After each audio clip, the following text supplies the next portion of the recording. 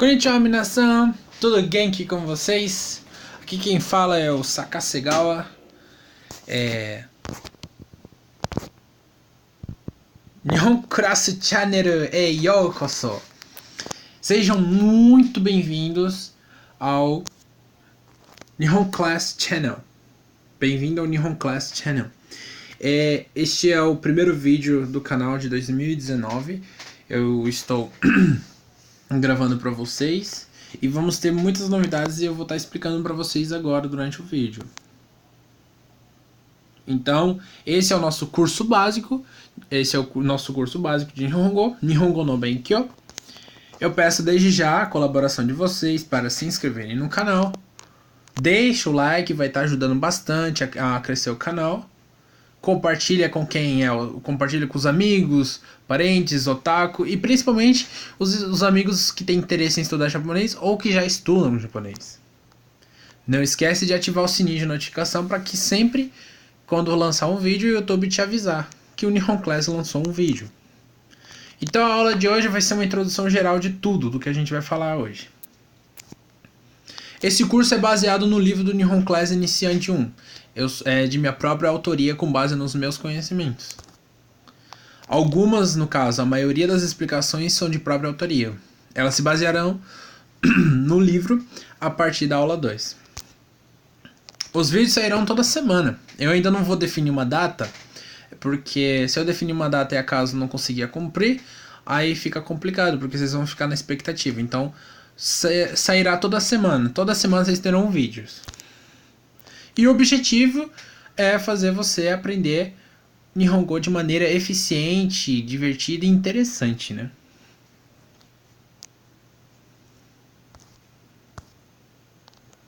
Então vamos para os conceitos iniciais que eu tenho para passar para vocês quando vamos estudar no Nihon Class, seja pelo YouTube, seja pelo WhatsApp, seja pelo Facebook, seja por onde for. Então eu tenho algumas metas que eu gosto de ensinar quando eu vou dar aula de Nihongo. Primeiro de tudo, que é muito importante, é a gente ter paciência. Porque se a gente não tiver paciência, não vamos conseguir atingir a fluência do dia para noite. Isso é um fato. Isso vai levar um tempo. Eu não posso virar para vocês e falar assim, minasan, em X tempo vocês vão ficar fluente. Em 2 anos, 5, 8, 10, 20. Não posso, porque isso depende do teu ritmo, depende da tua dificuldade, depende da sua PNL, depende de tudo, depende de cada um. Então, isso é uma coisa relativa. O que pode ser para mim 2 anos, pode ser para o outro 5 anos. O que pode ser fácil para mim no hiragana, pode ser difícil para o outro no hiragana. E assim sucessivamente, né? Uma outra coisa que precisamos estar ligado com a paciência, que é a dedicação. Muitos têm paciência, mas quando vê que precisa de dedicação, desiste. Então não adianta querer estudar sem se dedicar. A melhor forma de estudar é da maneira que acha melhor. Eu sempre vou recomendar para vocês, toda vez que a gente for fazer vídeo aqui no canal, para vocês anotarem, para vocês treinarem manualmente. Quem estuda comigo no WhatsApp, geralmente faz algumas coisas quando tá na correria, ou quando não dá pra fazer manual, assim, ou faz anotação pessoal depois. Mas eu sempre tô recomendando, faz um manual, faz um caderno, faz um bloquinho de notas, monta um fichariozinho. Por quê? Porque você vai estar praticando 4 coisas ao mesmo tempo. Você vai estar lendo, escrevendo, memorizando. E além de você memorizar, você vai aprender a pronunciar aquilo ali. Você vai saber o que significa aquilo ali, né? Então isso é muito importante. A dica que eu sempre dou, que eu sempre recomendo é anotar e praticar fisicamente. Sempre os exercícios é a melhor forma. Não desistir. Porque se a palavra desistir ou desânimo ou coisa relativa a pessimismo existir na tua carreira durante o seu objetivo com a fluência, você não vai chegar à fluência. Você vai parar, aí depois você vai voltar. Aí você vai voltar tudo com aquele vigor. Aí depois você vai parar de novo. Aí você vai chegar no kanji. Aí você vai parar. Aí você vai voltar, eu vou ter que estudar hiragana de novo pra relembrar que não sei o que, pá. Né? Então não desista. Tem gente que quer desistir porque errou. Eu errei o K. né? O K no começo ele vai ser meio chatinho de fazer, mas depois pega o ritmo. Mas se você não errar, você não é humano. E se você não for humano, você não vai errar, né? Você vai ser perfeito. E o único perfeito que eu conheço foi o Filho de Deus. Gente, tem muita gente falando assim, mas decorar e memorizar não é a mesma coisa? Bom, no meu conceito e no conceito de uma pessoa muito experiente que me ensinou, memorizar e decorar é totalmente diferente. Por quê? Eu vou contar brevemente um fato que aconteceu comigo, que é assim, eu morei no Japão pela primeira vez, eu era pequeno, sabia falar japonês fluente, né? Então,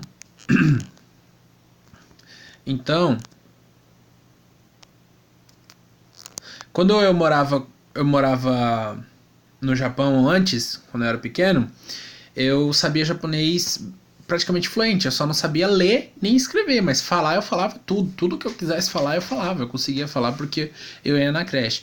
Como eu fiquei 10 anos no Brasil, eu voltei, peguei toda a fase escolar no Brasil e voltei para o Japão quando eu estava indo para o primeiro ano do ensino médio, eu esqueci o japonês, né? Muitas coisas eu esqueci, muita coisa, praticamente não sabia falar nada. Eu peguei do zero o japonês de novo. Aí, quando eu voltei a estudar japonês de novo, um nativo, né, que sabia um pouquinho de português, ele falou pra mim que memorizar é você guardar como se fosse com carinho, como se fosse de uma maneira que você quer guardar, que você quer deixar na tua mente. Eles falam geralmente mente e coração, né? Mas decorar é uma coisa forçada. Você tá forçado. Se você não decorar, você vai ter um prejuízo. Eu tenho que decorar tal coisa, né? Chega na hora daquele branco, porque você decorou. Se você tivesse memorizado, treinado e feito entre aspas, um renshu, que significa treinar, antes e com dedicação, você já não teria aquele branco. Então a diferença, apesar do contexto, ou seja, apesar da semântica da palavra, ou seja, do significado da palavra ser o mesmo, decorar, na minha concepção, ou seja, na concepção do Nihon Class, é uma coisa que vai prejudicar o seu desenvolvimento, né, a sua carreira até atingir o seu objetivo de fluência ou o seu objetivo de alguma coisa que você quer fazer com o Nihongo. Seja ele vir para o Japão, a turismo, estudo, trabalho, mesmo não sendo descendente, enfim, isso daí vai só atrapalhar o teu ritmo. E memorizar já vai te ajudar. E sabe por que eu digo para vocês que isso é fato? Pelo fato de eu ter ficado 10 anos no Japão e o japonês falou assim que quando a gente memoriza, a gente tem que levar 8 anos para conseguir esquecer. Para conseguir esquecer o japonês, né? Sem praticar. E se a gente decora, em menos de 3 meses a gente já esquece. Isso é um fato, né? Isso é provado muitas vezes cientificamente. Então eu sempre recomendo, não decore, memorize. Aí tem gente que vai me perguntar, é possível mesmo saber sem decorar? Sim, é possível. Estudando de forma natural, você vai evoluir de acordo com o seu ritmo, tendo que lembrar sempre para não decorar, porque isso vai atrapalhar muito. Agora, vou falando sobre o fato principal da nossa aula de hoje, que são as escritas, né? Vamos ter o conhecimento das escritas. Então, temos 3 no caso, mas vamos explicar mais para frente o porquê 4. 4, porque a partir da Segunda Guerra Mundial foi inserido o nosso alfabeto no Japão, né? Lógico, já existia antigamente, teve influência dos jesuítas e tudo mais, porém, a partir da Segunda Guerra Mundial foi inserido nas escolas japonesas o uso do alfabeto devido ao surgimento do computador, o uso da informática, enfim. Temos o hiragana, que é feito para todos os vocábulos. Temos o katakana, que é para escrever nossos nomes estrangeiros, países, coisas em inglês, coisas em outros idiomas. E temos os kanjis, que são os ideogramas, ou seja, aquelas escritas pictográficas de representação de formas da natureza, que muitos chamam de rabisquinhos, desenhos, enfim, só que são símbolos ideográficos, tá? Lembrando outra coisa, que o hiragana, o katakana e o kanji não são alfabeto, tá? Eles são escritas ideográficas. O hiragana é sempre o primeiro que vamos estudar quando se estuda japonês. Então é sempre bom você começar pelo hiragana. Mas o que tanto seria esse hiragana? Ele é um sistema de escrita composto por 46 caracteres. Ele tem som silábico. Ele serve tanto para palavras, ou seja, coisas que existem, pode se escrever em hiragana, como ele serve para a leitura do kanji, e essa leitura do kanji tem um outro nome. O hiragana surgiu de kanjis como simplificação das leituras dos mesmos. Na época, somente pessoas cultas sabiam os kanjis. As princesas da família real japonesa no século X que simplificaram os kanjis que hoje chamamos de hiragana. Então aqui está a tabela completa, né, com todas as formas aqui, as formas possíveis, com todas as formas possíveis que tem aqui no hiragana. E aqui está as vogais, na esquerda para a direita, da esquerda para a direita, está a, I, U, E, O. Sistema composto por sílabas, são as vogais A, I, U, E, O. As únicas letras do hiragana, demais são sílabas. Então, a ordem de traço e sua influência. Seguir sempre a ordem de traço faz sua escrita sair corretamente, tanto no hiragana como no principal, o kanji. Quando a gente vai começar o hiragana, temos que seguir as ordens de traço. Por quê? Porque quando a gente vai fazer o kanji, já estamos, no ritmo de escrever tudo certinho com as ordens de traço. 1, 2, 3, 4, 5, entendeu? E tem kanjis que tem 18 traços, tem kanjis que tem 2 traços, tem kanjis que tem 4, 8, e assim sucessivamente. Se torna fácil quando a gente começa a escrever de acordo com a sua ordem. Você vai pegando um ritmo que você vai achar que kanji é muito, muito fácil. E isso daí a gente vai ver durante o nosso curso. I, U, E, O. Observem que tem as ordens de traço, tá? Aqui temos alguns vocabulários. Ai significa amor. Inclusive o kanji do ai é aquele que está na testa do Gaara. Ie, casa. O E, em cima, acima. E, desenho. Aoi, azul. Isso, cadeira. Aqui, como eu falei para vocês, pode ser no começo um pouquinho chato, mas é o nosso K. K, Ki, Ku, Ke, Ko. Sa, Shi, Su, Se, So. Observem uma coisa, que o Shi ele vai ser escrito com SH, porém a sua leitura é de X, tá? Então não vão confundir na hora de escrever em alfabeto as pronúncias do hiragana, tipo colocar CH para pronunciar X, tá? Aí o CH vai ter som de T, então em vez de ficar Xi, vai ficar Ti. Ta, Ti, Tsu, Te, To. Não existe Tu, é Tsu. Não existe tsunami, é tsunami. Tsunami. Na, ni, nu, ne, no. Ha, hi, fu, he, ho. Quando a comida tá quente, você precisa assoprar. Então você faz entendeu? Fu, fu. Você não vai falar fu do português, você vai falar fu, fu, entendeu? Ma, mi, mu, me, mo. Ya, yu, yo. Ra, ri, ru, re, ro. Observe uma coisa. O ra tem gente que fala que é lido como L. Não. O ra, ele é lido como ra mesmo, tá? Se acontece de muitas vezes o japonês acaba falando L, é por causa da língua que enrola, acaba saindo o som de L. Mas o ra é a pronúncia para substituir o lugar do L. Eles não conseguem pronunciar palavras com L. Enrola a língua deles. Wa, o, Tabela do hiragana semi completa, já com com as escritas de Dakuten apenas, por enquanto. Não, Dakuten e Handakuten. Então, do lado esquerdo temos a família do A, Akasatana, Hamaya. Aí tem do lado, continuando a tabela do lado direito, Ra, Wa, Ga, Za, Da, Ba, Pa. Tá? É uma forma de vocês verem como é que funciona. Os sons modificados, né? O que seriam esses sons modificados? No português, existe uma coisa muito complicada, que é você escrever casa com som de Z, porém usa S. No japonês não existe isso. Se é Z, no alfabeto você vai escrever Z.